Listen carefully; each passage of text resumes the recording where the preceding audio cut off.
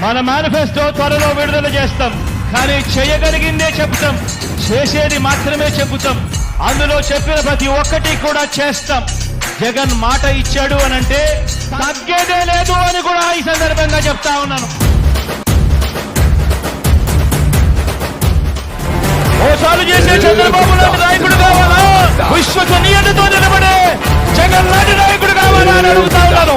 మీ గ్రామంలో, మీ పట్టణంలో మీరు ఈయన మా నాయకుడు అని, ఇతనే మా నాయకుడు అని వాళ్ళని ఎగరేసుకొని తలెత్తుకొని గర్వంగా ఇదిగో ఇది చెప్పాడు, ఇదిగో ఇవన్నీ కూడా చేశాము అని ప్రతి ఇంటికి వెళ్లి గర్వంగా తలెత్తుకొని వాళ్ళని ఎగరేసుకొని చెప్పుకుని మీ బిడ్డ లాంటి నాయకుడు కావాలా?